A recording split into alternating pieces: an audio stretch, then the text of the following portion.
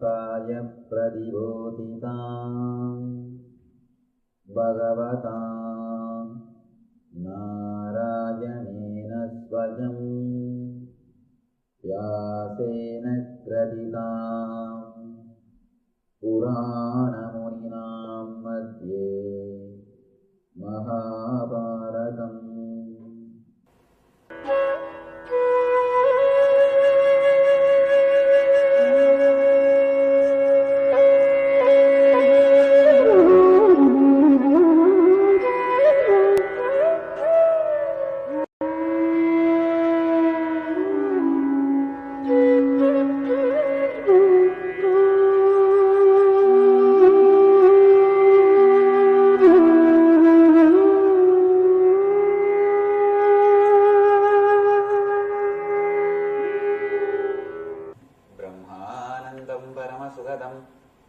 केवलं ज्ञानमूर्तिं द्वन्द्वातीतं गगनसदृशं तत्त्वमस्यादिलक्ष्यम् एकं नित्यं विमलमचलं सर्वदी साक्षिभूतं भावातीतं त्रिगुणरहितं सद्गुरुं तं नमामि. वार्ताय प्रतिबोधितां भगवतां नारायणेन स्वयं व्यासेन ग्रथितां पुराणमुनिनां मध्ये महाभारतम् अद्वैतामृतवर्षिणीं भगवतीम् अष्टादशाध्यायिनीम् अम्बत्वा मनुसन्ददामि भगवद्गीते भवद्वेषिणीम्.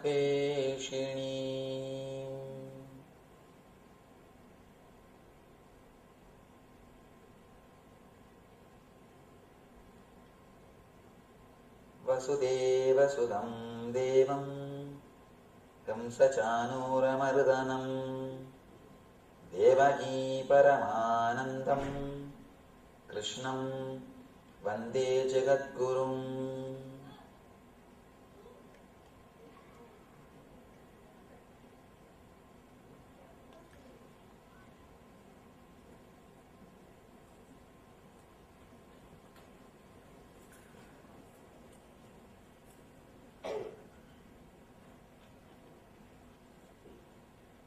I welcome you all with my love and respects.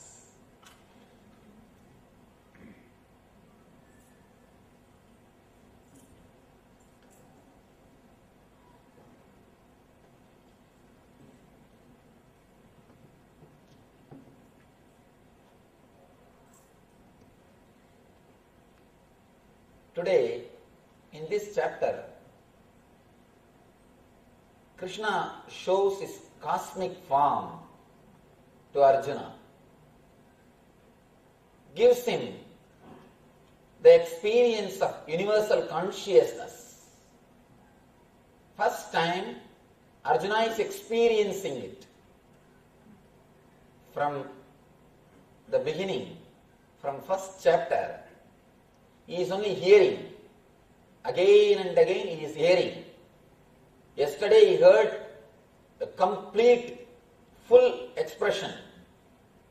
He says, Krishna declares how he is present in every level, how he is in every way. He says, among the rishis, I am Narada. Whatever is best, I shine in that. Yesterday we heard all that declaration by Arjuna. Today he proves it by giving the experience to Arjuna, solid experience to Arjuna. See, the difference between enlightened man and egoistic man is only one thing. Egoistic man also declares, but enlightened man can give experience. Hiranya Hiranyakasipu was thinking he was God. And not only he was thinking, he was telling all his citizens to chant his name. All of them are supposed to chant his name. Hiranyaya Namaha. They have to sit and repeat his name. Hiranya was also claiming he is God. Krishna also claims he is God. But what is the difference? Hiranya cannot give that experience. He will tell, either believe I am God or I will kill you. Either believe I am God or I will kill you. He can show, he can threaten people and make them believe what he says. Or he believes, people believe in what he says, that's all. Hiranya also says he is God. Krishna also says he is God. But Krishna can give experience of that universal consciousness to beings. That is where an enlightened being and an egoistic being, both of them differ. How to find out whether somebody is enlightened or just egoistic? This is the scale. This is the scale. If he can give experience, if he can play with energy, then whatever comes through him, comes from him, is truth. Here, Krishna shows very clearly, he is everything. And beautiful chapter. This whole chapter, such wonderful chapter. In Bhagavata there is a beautiful sloka. Tavakatamritam tapta jivanam kavibiridinam kalmashavagam Shravana Mangalam Srimadadadam Bhuvigrunandide Buridajana. This is Gopika Gitam. Gopis, they sing, O Krishna, Tavakatamritam means your words and words about you. Katamritam. Words of immortality. Words of nectar. Your words and words about you. On you and by you. Both Tapta Jivanam, Kavivirididam, Kalmashavagam, Shravana Mangalam, Srimadadatam. Shravana Mangalam, just by listening, it creates auspiciousness in us. Shravana Mangalam, Srimadadatam, Bhuvigrunandide Buridajana. It is worshipped or expressed as the highest thing by the great rishis or by the great people, the people who experienced you. They again and again and again feel the joy by speaking about you, by repeating your words. Tavakatamritam tapta jivanam. They just rejuvenate our whole being. Kavivirididam kalmashavagam. Shravana mangalam srimadadatam. Just by listening, it transports us to a different plane. If you fall in love with Krishna, if we have really started enjoying his words, this is the chapter to enjoy.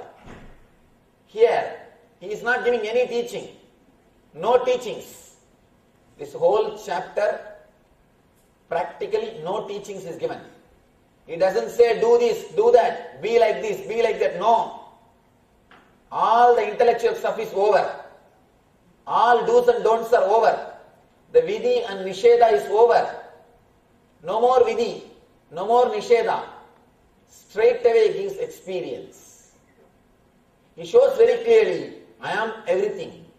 He shows clearly, Krishna explains, not explains, he just gives the experience of ultimate universal consciousness. He shows very clearly how he is present in the whole universe. And Arjuna experiences the whole universal consciousness. This whole chapter is pure experience. First thing we should understand, is it possible to experience universal consciousness. That has to be understood. Next thing, what is the basic need to experience that? Third, when experience happens, what happens inside our being? These three we will understand from this chapter, and such wonderful possibility to experience the Krishna as the cosmic window. Yesterday he showed, he intellectually expressed, I am the ultimate. I can't say it is an intellectual expression, it is an expression given to a person who is deeply in love. Who is deeply in love. Please understand, Krishna can be God only when a person achieves the maturity of Arjuna. Not for everybody. That is why, as I was telling you, Krishna also declares the same thing, I am God. The truth should be declared only to a person who is qualified, mature. Only when you reach the level of Krishna, you experience the divinity of, only when you reach the level of Arjuna, you experience the divinity of Krishna. As I was telling you, when you deeply feel connected, even ordinary person looks like God, looks like divine. And Shiva says in Tantra, when you drop all your fantasies, you become Shiva and your wife becomes Uma. You reach the state of Shivatva and she reaches the state of Devi. It's a strange thing. How can you become enlightened with a normal life? Shiva says, live with your wife or husband, nothing wrong, but just drop the fantasies which you are carrying.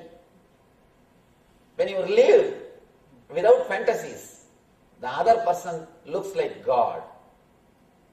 And be very clear, everybody is God, including you.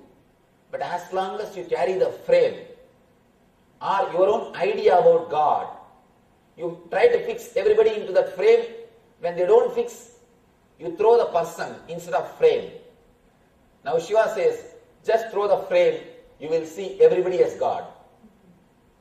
You will see everybody as divine. But what we do usually, we throw the person, not the frame.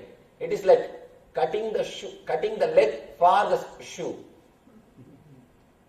Alter the shoe, not the leg. When you alter the shoe for the leg, you are intelligent. When you cut the leg for the shoe, you are doing the same thing in your life.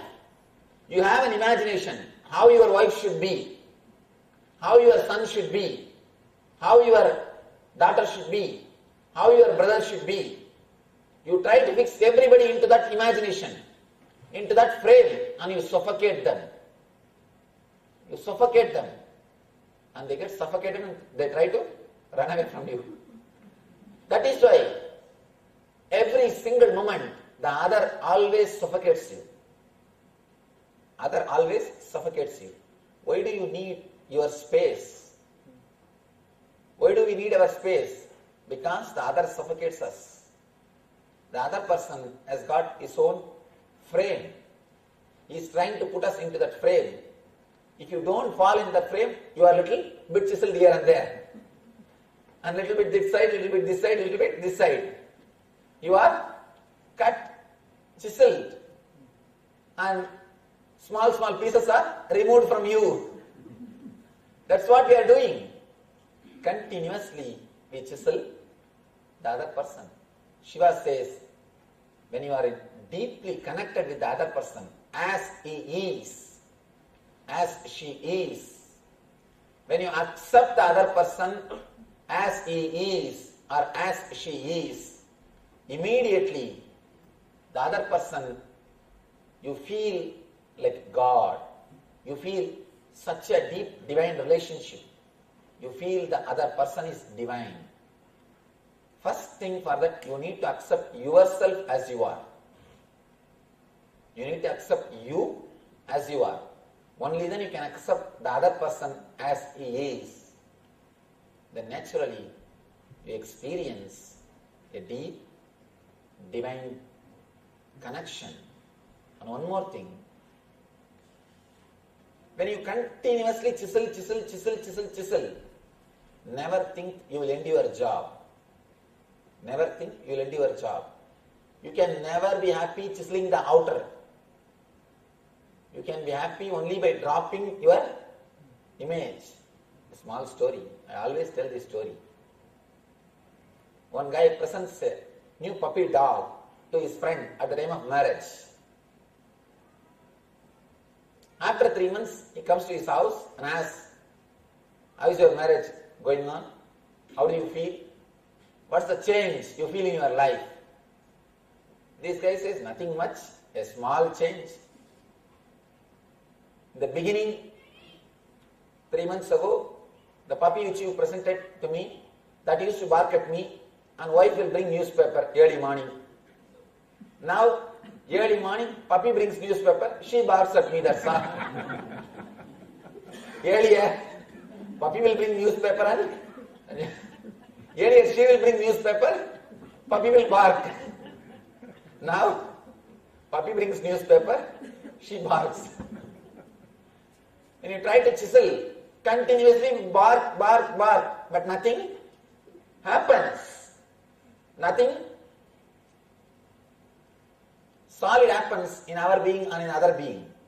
When you accept the other person, he looks like God. Same way, when you accept the whole universe, when you accept every being, the whole universe looks like God. Of course, this experience can be achieved in 2 ways. Please understand, this experience can be achieved by 2 ways. One, by your own tapasya, acquiring maturity, again and again understanding, achieving the maturity, you experience that. Second, by pouring tremendous energy into your being, a master can give this experience. By bringing you to that frequency, master can also give you this experience. Both the way it can happen. But one thing, unless you are at least little mature, the experience will not stay even if master gives you. That is what happens here. In the end of the Vishwarupa Darshana Yoga, Arjuna says, no, Krishna, I am not able to bear. Enough, I enjoyed, it's okay. I asked you, it is true. But now I think it is too much. Please show me your normal form. The frequency is too much.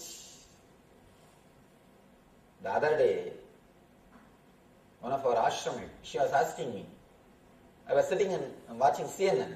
I was seeing that Hurricane Katrina's disasters by Hurricane Katrina. She asked me, Swamiji, why all these things are happening? All ashramites were sitting in a morning meeting. She told me, why so much of calamity, disaster?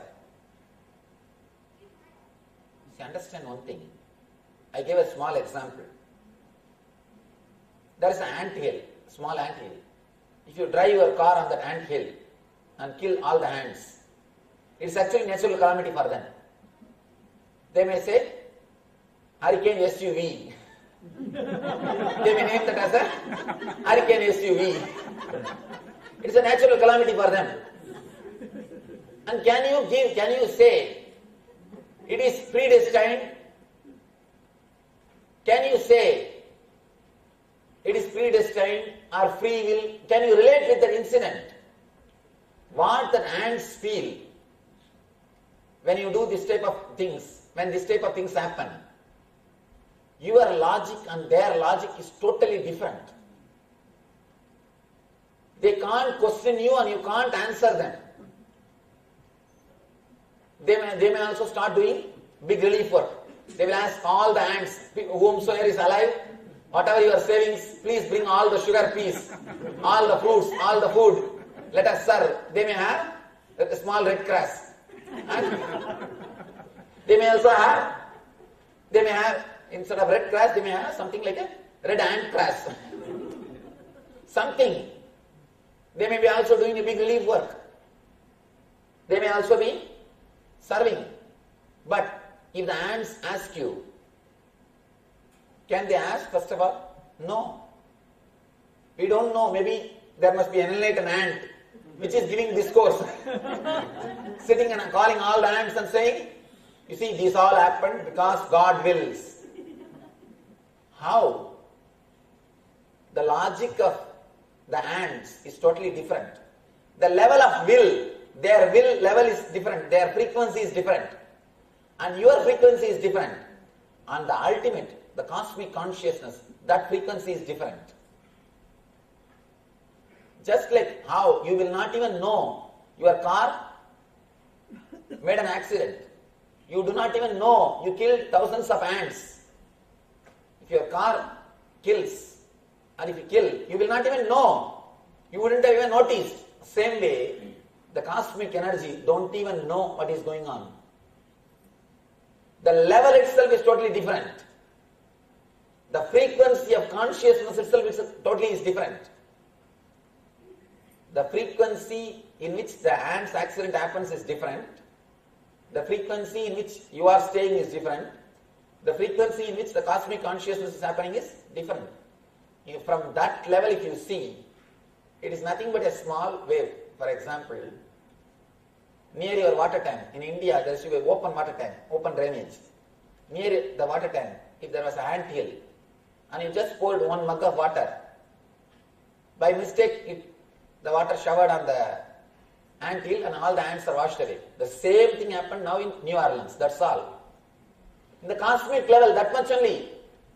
In that big ocean, 1 handful of water came inside the city and the city is washed away. In the cosmic level, the happenings are totally different. The will, the level of will, the frequency of will is totally different. All we can do in our life is, we can become one with that will, that's all. We can raise the frequency of our will, frequency of our consciousness to that level, that's all. You cannot understand that level. Neither God nor your wife can be understood. Just learn how to live with them. That's all. Just learn how to live with them. Both cannot be understood. And the more you try, more you are in trouble. Of course, when I say wife, I mean husband also. Both cannot be understood. You cannot understand.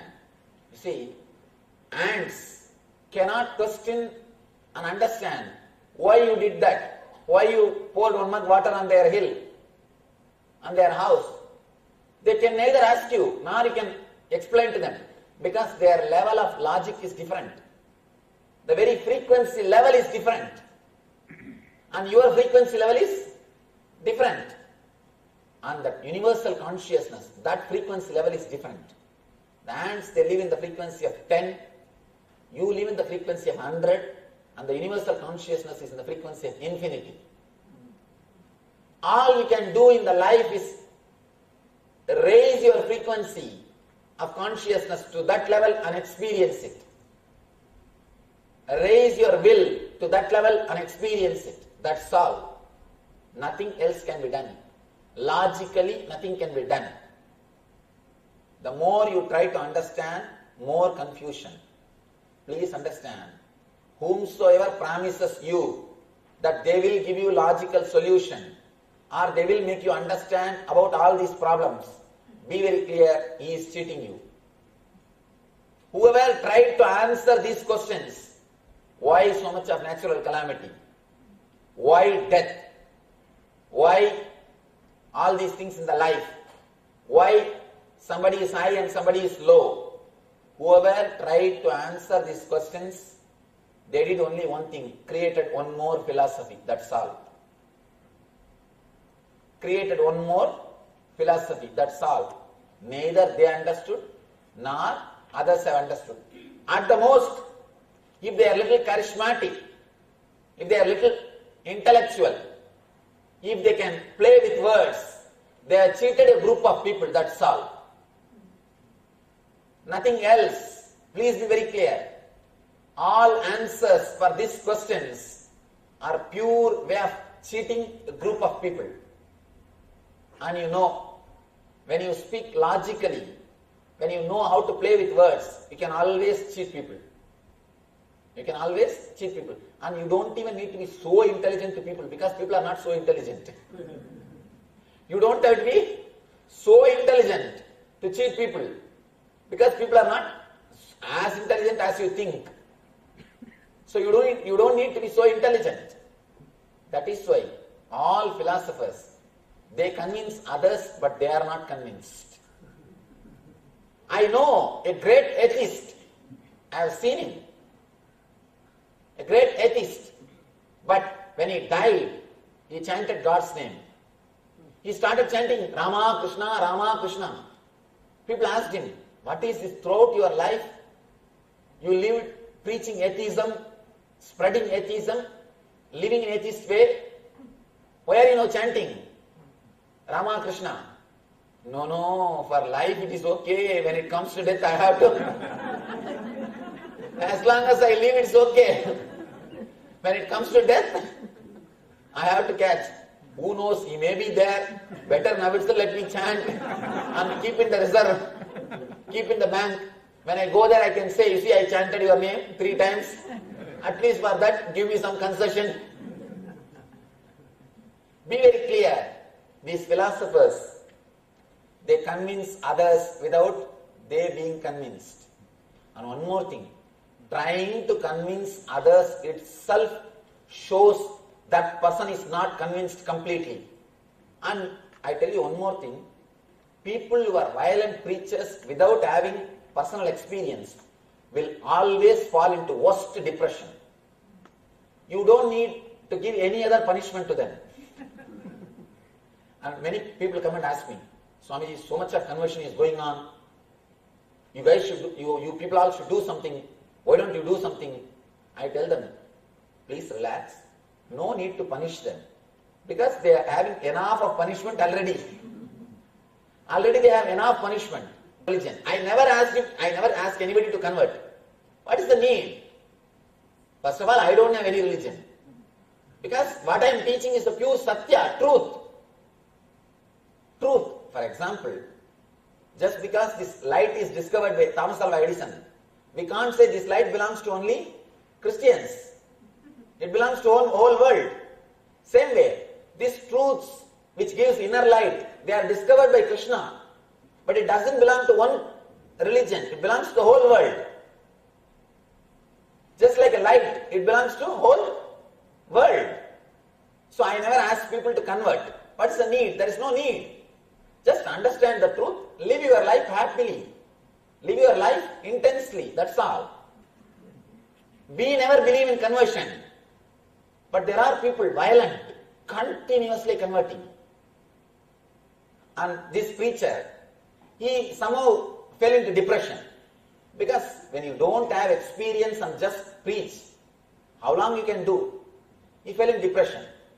Somehow he heard about me, and secret way, without any public, when nobody is there, privately he wanted to come and meet me. I said, all right, after all, he wants to meet, give appointment. He came and he opened up and spoke everything. That is, anyhow, I wanted to maintain the privacy, that's why I don't want to tell the name. He's a very popular preacher. And after having the healing and 2-3 days he was regular, he came and he felt better, a lot better, and he had the healing. He came out of the depression. Then slowly I asked him, why do you preach so violently? He openly says, Swamiji, when I feel so many people follow me, I feel what I am preaching is truth. I feel convinced what I am teaching is truth. In the beginning, I did not have enough confidence about what I am speaking. After some time, when I saw that 10,000 people are following me, I thought, 10,000 people cannot be full. There must be some truth in what I am preaching. Be very clear. Preaching without experience means you are trying to solidify your own confidence. You yourself don't have confidence.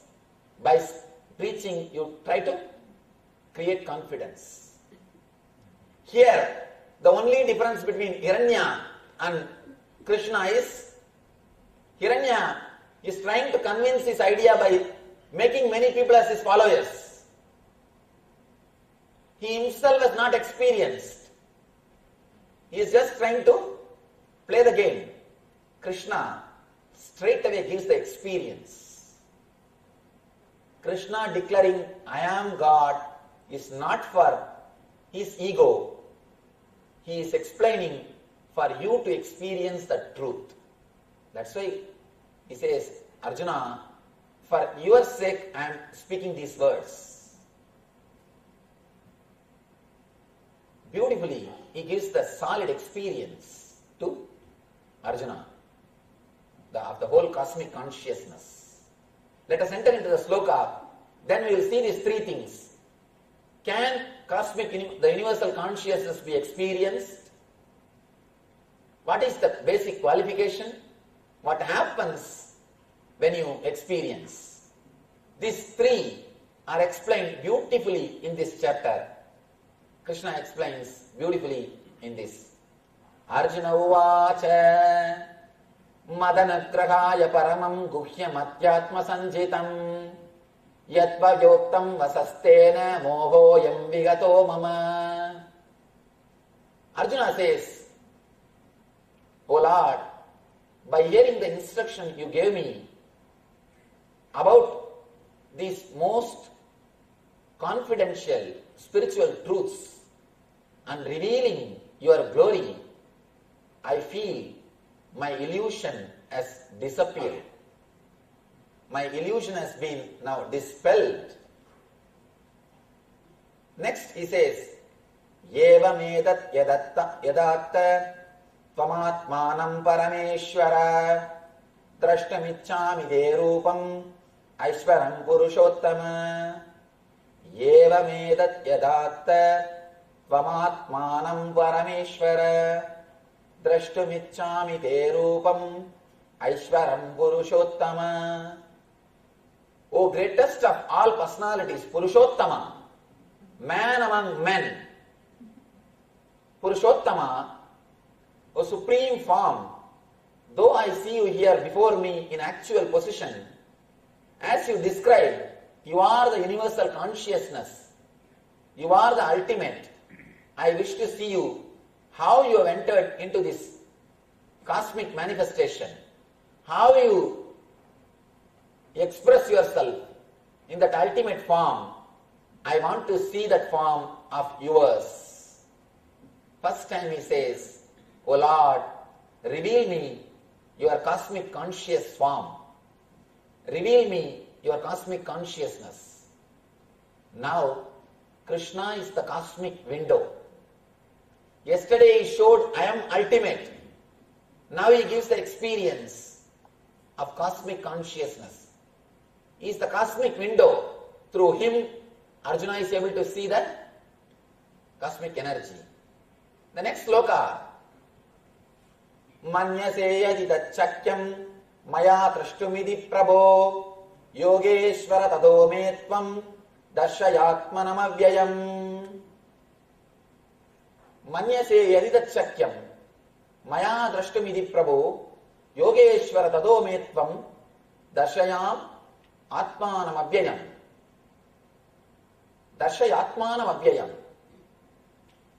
If you think that I am able to behold your cosmic form, O my Lord, O Master of my being, O Master of all mystic power, then kindly show me that your cosmic form, universal self.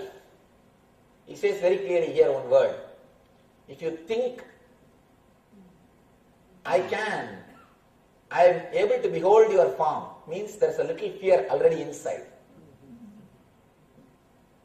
Be very clear. Many people used to come and tell me, Swamiji, if you think I can manage, why don't you give me an enlightened experience? I tell them, me thinking you will manage is not important. You should think you will be able to manage. You must be ready to take the responsibility. Whatever comes, let me face. Small story. When you are not ready to take the responsibility, naturally, you will put the blame on me tomorrow. I told you that time itself, if I can manage, I told you to give, but you are given me without even knowing whether I will be able to manage or not. Even the truth cannot be given so easily. Even the truth cannot be given so easily. Of course, even a simple truth experiences cannot be given so easily. If you read the Swamiji as we know him, there is one of our publication. In that one devotee writes the reminiscence. Continuously that person was nagging me for spiritual experience. To read in the arms of the master portion. There she describes, he or she, the devotee, describes clearly the experience. That person was nagging me continuously for some spiritual experience. I told you, see, do meditation, you will have it, don't worry. No, you give me something. It's not like a coconut, or it's not just a little bit of chips, I can give you straight away. It's an experience, you must be able to hold it, you must be able to receive it. No, give me something. It went on for 6 months. Then I said, stop asking, do meditation, it will happen. Then the person said, no, tell me clearly, you can't give. Don't say, don't try to escape from me. Now I said, all right, now the time has come for you. What can be done? Just single moment, if you can read the reminiscence. Person says, suddenly I felt the base in which I am standing is shaken. I felt the base in which are my boundary idea is slowly started getting loosened. And I felt the person who is in front of me also is boundaryless. And totally I was frightened. I said, enough, stop, I can't. And nothing has happened. Hardly I can say 1 volt current. 1 volt energy. Person was shaken. Same thing. When you have that fear, will I be able to hold or not? Be very clear, you will never be able to hold. And then the person started blaming me. I asked, that is true? Further, will you give whatever I asked? You should have been a little responsible. And 2 days the person was suffering out of fever and fear. 2 days the person was bedridden.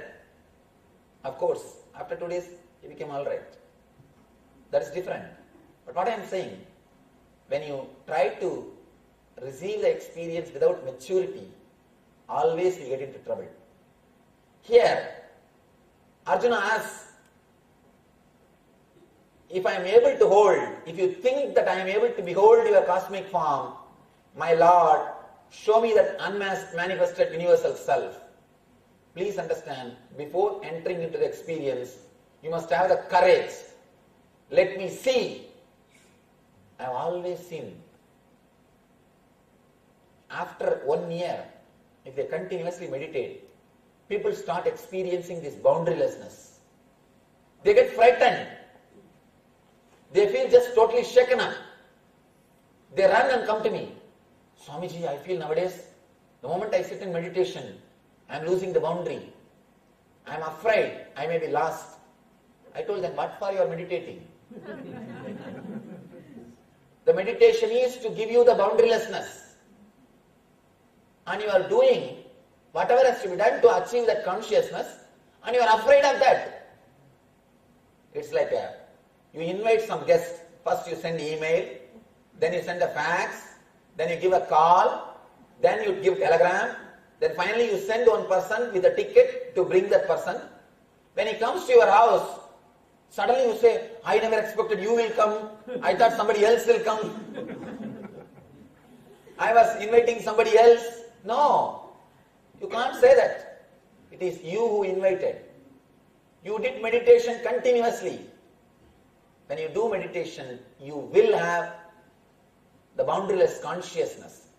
You will experience universal consciousness.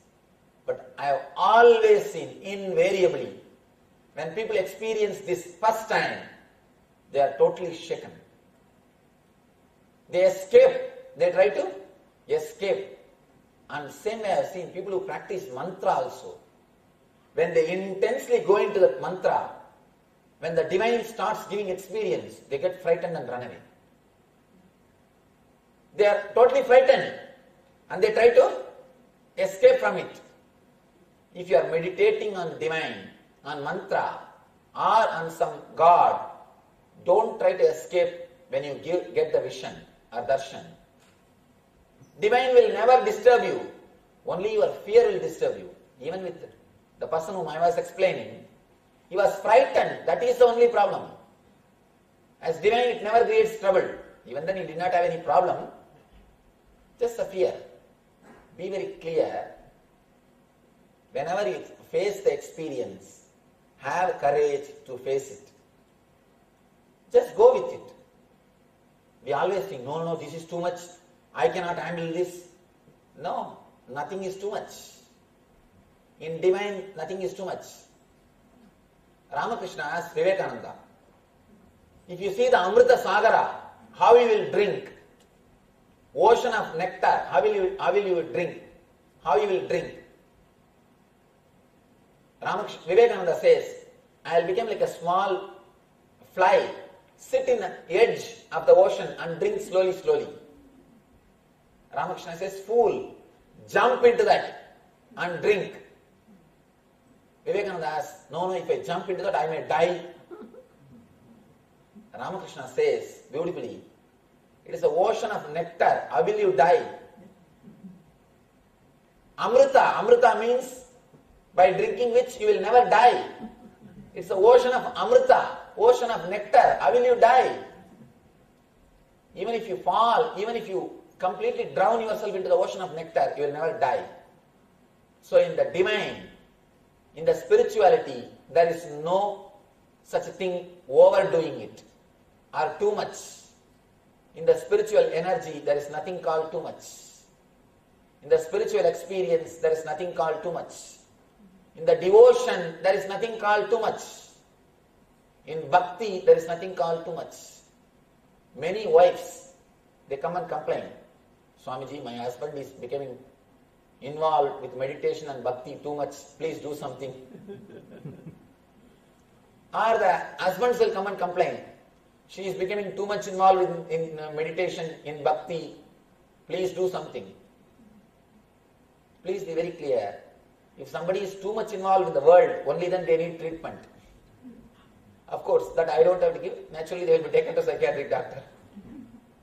When somebody is too much involved in God, bhakti, nothing is wrong. There is no too much in divine.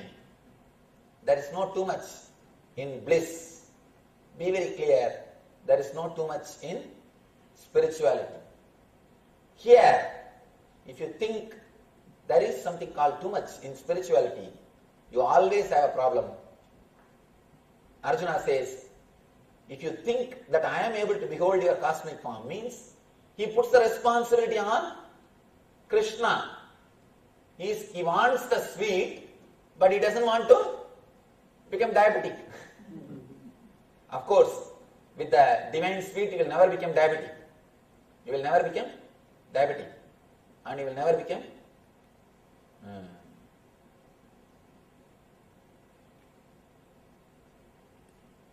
diseased. Let me tell you one small story. It's truth. I was taken by one of our devotees to Melakote, where Ramanuja lived. God, the prasad which they give is so tasty and so beautiful. Actually, Basically, the Iyengar families, they cook beautifully. Their food is just... Vaishnavites are basically very tasty people. Because the Vishnu is the God who accepts everything. And he is the Lord of Lakshmi. And not like Shiva, sitting in Smashana and eating whatever you get by begging and eating. Not like Shiva. Shiva is poor guy and wears some little Rudraksha, and snakes are the pet animals. And that old bull, that is the Vahana. And the Smashan is the place where he lives. And simple that Smashan Basma is the cosmetic powder. And nothing much. But Vishnu is the Lord, King. So, naturally the Vishnu Bhaktas also will have the same energy. They will nicely cook. And so much of sweet. The intensity of sweet in that sweet is so much. I asked, do you make only for 1 or 2 days or every day? They said, Swamiji, not only we make this every day, the whole village is given this food. Because the whole village is few family who take care of the temple. The temple prasad only is served. Then I asked, surely the whole village should be diabetic. And please understand, you will be surprised, not even a single diabetic patient in the whole village. So much of sweet they eat. So much of sweet. Not even a single diabetic patient. Not even a single diabetic patient. I was surprised because when the food is offered to God, it becomes amrita. Please understand, the mantras which we chant, it affects that food. Don't think prasad is ordinary food. It is energized. The words which you create, let me tell you an important research, then you will understand. Recently there was a book released called Messages from Water. This movie, What the Bleep Do We Know? In that movie they describe about this book. You all should see that movie. What the Bleep Do We Know? It's a beautiful movie. In that they say, one Japan doctor has done a research. He keeps 10 different tumblers of waters. In front of one tumbler he sits and chants some good words. Peace, bliss, happiness, like this. Words which creates positive emotion. Then he keeps another one tumbler of water and chants the words, negative words, war, violence, anger, that type of emotion, and he puts the label of war. And after that, he takes one tumbler of water and chants Dhammapada, the words from Buddha's teachings, and different tumblers of waters. He says, if he freezes that water and sees through the microscope and photographs, he comes out with a research report. He says, the water which is energized by positive words, positive energy, it looks almost like a diamond, and he has published a book of all the photographs. So beautiful. The water looks like a diamond, clear. The crystals are clear. And the water which is energized by the negative words, the water in front of which he chanted the negative words, they show like a demon. The picture looks like a devil. And the water energized by Dhammapada, it looks so peaceful, so calm. And not once or twice, understand, 300 researches he has done and proved your thoughts affect the water which is in front of you. That is why our masters, they taught us to chant mantras standing in Ganga. The whole river will be energized. If just 5 minutes chanting 2-3 words in front of a water can change the quality of water, means millions of people standing in that water chanting mantra, what energy that water will radiate. That is why the whole Ganga is sacred river.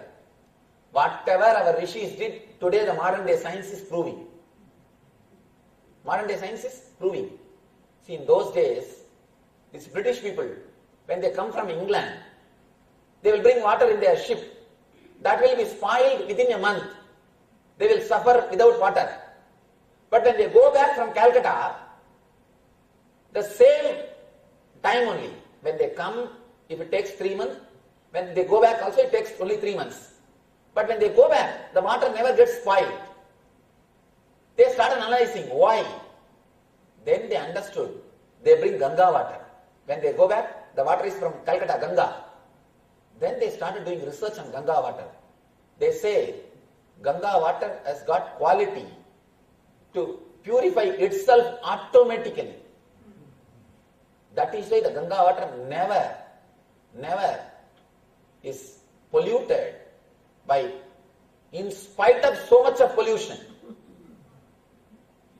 In spite of so much of pollution, never Ganga water gets polluted because it continuously purifies itself. The whole water is energy. Whole river is energy. Same way, in a temple where continuously these mantras are chanted, when the food is put inside the temple, in front of God, when they chant that mantras, that food also starts getting the pure spiritual energy. That starts radiating the energy of positive qualities. You will never become sick by eating prasad. Be very clear. You will never become sick by eating prasad. You will always only become healthy. This is a solid proof. Actually, I was surprised to hear the whole village eats that same akkara vadisal. In Tamil they call it akkara vadisal.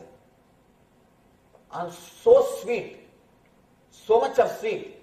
The whole village eats that food regularly, every day, because that is the food which is given from temple. But nobody is diabetic. Nobody is diabetic.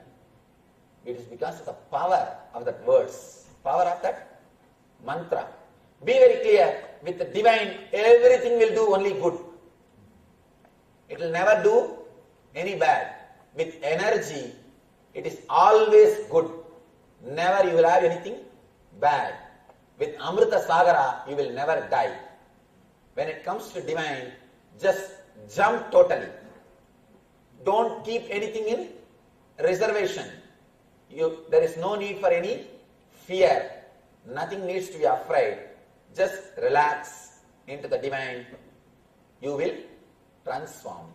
He says, Manyade edidachakyam maya trashtumidi prabhu yogeshwara tadome tvam darshayatmanam abhyayam.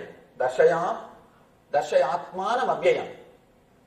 He says, if you think I am able to behold your cosmic form, O my Lord, Master of all mystic power, then kindly show me your cosmic form. Bhagavan uvacha Pashya me partha rupani sadasoda sagasrasaha nana vidani divyani nana varnakridini cha. Lord says, O Partha, see hundreds of thousands of my forms. These are of divine forms, diverse divine forms, of diverse colors, shapes and sizes. O Bharata, see the different manifestations of Adityas, Vasus, Rudras, Aswini Kumaras, Maruts, and many wonderful things which no one has ever seen before. Now he starts explaining or giving darshan, and before that he says a beautiful word, an important word. He says, O Arjuna, you cannot see my form by your ordinary eyes. You have to see only with the Divya Netra, means the third eye, divine eye. Let me give you Divyam Dadami, Dechakshu. He says, let me give you the divine eyes. Then you will start seeing me. Then you will be able to experience me from this sloka, he starts giving the Vishwarupa Darshana. I think from this sloka, the whole thing is a continuity. It has to be understood as one part or one sloka. The whole thing is a single sloka. This whole chapter is a single sloka. Because the whole chapter explains the darshan. Vishwarupa